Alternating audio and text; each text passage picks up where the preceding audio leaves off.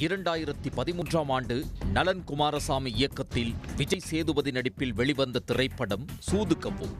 இன்றளவும் dark comedy வகை திரைப்படங்களுக்கு இது ஒரு முன்னோடி என்றே சொல்லலாம். வேலையில்லாத 3 இளைஞர்கள் ஆட்கடத்தல் தொழில் செய்யும் தாசுடன் கைகோர்க்கின்றனர். தாஸ் தனக்கென சில விசித்திரமான கடத்தல் விதிகளை வைத்திருப்பவர். சூதுகவும் திரைப்படத்தில் வரும் தாஸ் கதாபாத்திரத்தைப் போலவே ரியல் லைஃபில் ஒருவர் தனக்கென ரூல்ஸ் அண்ட் ரெகுலேஷன்களை போட்டு 7 ஆண்டுகளாக நூதன முறையில் திருடி வந்திருக்கிறார். இறுதியில் அவர் காவல்துறையால் கைது செய்யப்பட்டிருக்கிறார். கைதானவர் பெயர் சாய் ஜெகதீஷ்.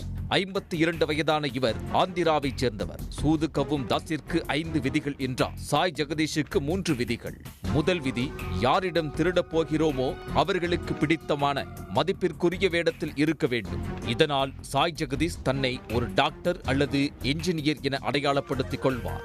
இரண்டாவது விதி, திருடிய பணத்தை சேமிக்கவோ அல்லது முதலீடு செய்யவோ கூடாது. சொகுசு வாழ்க்கை வாழ வேண்டும். மூன்றாவது மற்றும் மிக முக்கியமான விதி, ஒரு இடத்தில் ஒரு முறை கைவரிசை காட்டினால் அந்த இடத்திற்கு அடுத்த சில ஆண்டுகளுக்கு திரும்பவே கூடாது. இந்த விதிகளை செவ்வனே பின்பற்றியதால் தான் கடந்த 7 ஆண்டுகளாக போலீசாரின் பிடியில் சிக்காமல் ஜெகதீஷ் தப்பித்து வந்துள்ளார்.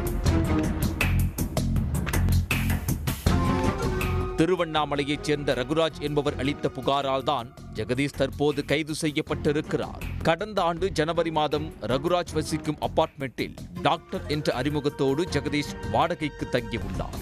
அன்பான பேச்சு, பண்பான நடை என சந்தேகம் வராத அளவுக்கு ரகுராஜிடமும் அவரின் மகன்களிடமும் நெருங்கிய நண்பனைப் போல பழகியிருக்கிறார் ஜெகதீஷ். உங்கள் மகன்கள் பார்ப்பதற்கு சினிமா ஹீரோ போல இருக்கிறார்கள். எனக்கு சென்னையில் பெரிய போட்டோ ஸ்டுடியோ தெரியும். அங்கே சென்று போட்டோ ஷூட் நடத்தினால் அந்த போட்டோக்களை வைத்து மகன்களை மாடலிங் துறையில் பெரிய இடத்திற்கு கொண்டு செல்லலாம் என ஜெகதீஷ் ஆசை வார்த்தைகளை அள்ளி வீசியுள்ளார். இதை உண்மை என நம்பிய ரகுராஜ் மகன்களை அழைத்துக் கொண்டு ஜெகதீஷோடு சென்னைக்கு சென்றிருக்கிறார். எதிர்பார்த்ததை போலவே வலையில் சிக்கிக் கொண்டதால் மகிழ்ச்சியடைந்த ஜெகதீஷ் அதன் பிறகுதான் தனது மாஸ்டர் பிளானை அரங்கேற்றியுள்ளார். தங்கச்செயின் மோதிரம் போட்டுக்கொண்டு போட்டோ ஷூட் நடத்த வேண்டும், அப்போதுதான் பார்ப்பதற்கு கெத்தாக இருக்கும் என கூறி அவர்களை தங்க ஆபரணங்களை அணிய வைத்திருக்கிறார். பிறகு சென்னை ராயப்பேட்டையில் உள்ள எக்ஸ்பிரஸ் அவென்யூ மாலுக்கு அழைத்துச் சென்று ரகுராஜுக்கும் அவரது மகன்களுக்கும் தன்னுடைய செலவில் ஃபேஷனான டிரெஸ்களை வாங்கி தந்து தாராளம் காட்டியுள்ளார் ஜெகதீஷ். துணிக்கடையின் ட்ரையல் ரூம் அருகே சென்றபோது மோதிரம் செயின் தொலைந்துவிடப் போகிறது, என்னிடம் கொடுங்கள், நான் பாதுகாப்பாக வைத்திருக்கிறேன் என நம்ப வைத்து அவற்றை ஜெகதீஷ் வாங்கியுள்ளார். தந்தையும் மகன்களும் உடைமாற்ற உள்ளே சென்றுவிட்டு வெளியே வந்து பார்த்தபோது ஜெகதீஷ் மாயமாகியிருப்பதைக் கண்டு அதிர்ந்து போயிருக்கிறார்கள். நடந்தது திருட்டு என தெரிந்ததும் அதிர்ச்சியடைந்த ரகுராஜ் அண்ணா சாலை காவல் நிலையத்தில் புகார் அளித்திருக்கிறார். தனிப்படை ஆய்வாளர் ராஜசேகர் மற்றும் காவலர்கள் சலீம், சரண் ஆகியோர் அடங்கிய குழு களத்தில் இறங்கியது. சிசிடிவி காட்சிகளை ஆய்வு செய்து இறுதியில் ஜெகதீஷை மடக்கி பிடித்திருக்கிறார்கள். கடந்த 7 ஆண்டுகளாக தமிழகம் முழுவதும் ரகுராஜை ஏமாற்றிப் போலவே பல கெட்டப்புகளை போட்டு சாய் ஜெகதீஷ் கைவரிசை காட்டியுள்ளார்.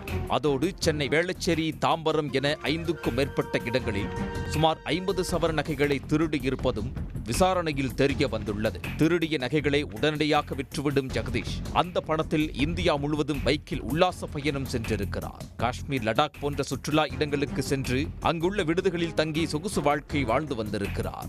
ஒரு இடத்தில் கைவரிசை காட்டினால் அடுத்த பல மாதங்களுக்கு அந்த பகுதிக்கு திரும்பி வரமாட்டார்.